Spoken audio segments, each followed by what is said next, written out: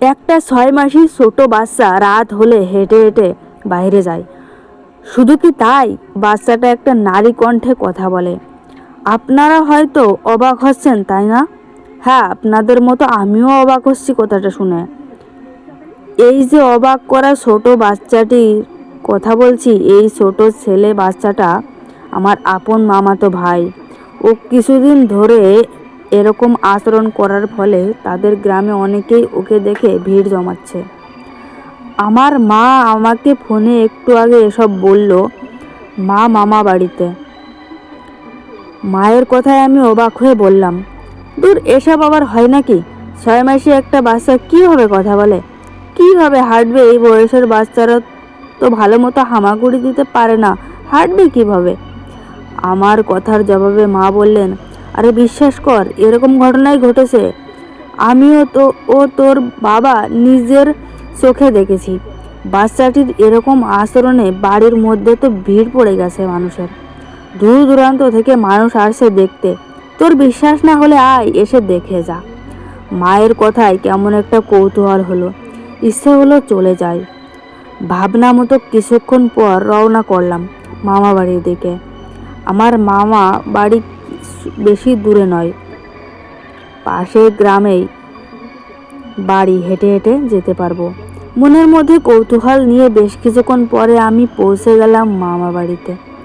সেখানে যাওয়ার পর দেখলাম আসলেই বাড়িতে অনেক মানুষের ভিড়। হয়তো আমার মামাতো ভাইকে দেখতে আসছে সবাই। আমি সেখানে যাওয়ার পর মা বলল, বাবা নিশাদ, আসছিস? আয় আয়, দেখ তোর মামির কোলে তোর মামাতো ভাইকে দেখ। মায়ের কথায় মামাতো ভাইয়ের দিকে তাকিয়ে মাকে বললাম, কই, ওতে নর্মালি আছে, কথাও বলছে না, হাঁটাহাঁটিও করছে না। আমার কথায় মা বললেন, আরে এখন দিন না, দিনের বেলা স্বাভাবিক থাকে, সন্ধ্যার পর থেকে শুরু হয় অস্বাভাবিক কাজকর্ম। অপেক্ষা কর, রাত হলে দেখতে পারবি। বাড়িতে ঘরে তালা লাগিয়ে আসছিস তো? হ্যাঁ মা, ঘরের তালা লাগানো আছে। আমার কথায় মা বলল, ঘরে গিয়ে বস, আমি খাবার দিচ্ছি। মায়ের কথায় নানির ঘরে গিয়ে বসলাম। এদিকে কিছুক্ষণের মধ্যে মা খাবার নিয়ে আসলেন। মা খাবার নিয়ে আসায় আমি খেয়ে সেখানে শুয়ে ফোন টেপাটেপি করছিলাম। এভাবেই কেটে গেল সময়। বিকেল গড়িয়ে সন্ধ্যা হলো। সন্ধ্যা হতেই মা আমার কাছে এসে বলল, এই নিশাদ, আয় আয়, দেখে যা। মায়ের কথায় আমি মামার ঘরে গিয়ে দেখলাম অবাক করা একটা ঘটনা। আমি দেখলাম সত্যি আমার মামাতো ভাইটা দাঁড়িয়ে আছে, ওকে ধরে রাখছে, আর ও কেমন মহিলা মানুষের কণ্ঠে কথা বলছে।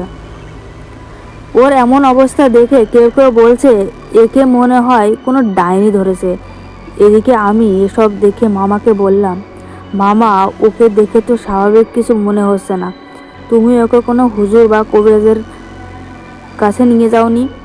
আমার কথার জবাবে মা বললেন, কি আর বলবো ভাগিনা, সন্তানের এমন অবস্থায় কোনো মা বাবাকে চুপ করে থাকতে পারে? ওকে একজন কবিরাজ দেখিয়েছি। কবিরাজ 2 দিন আগেও তো ওকে দেখে ঘরটা বন্ধ করে দিয়ে গেল, তবুও তো ভালো হলো না। ছোট একটা বাচ্চা এরকম অস্বাভাবিক কাজ করলে কি ভালো লাগে বল?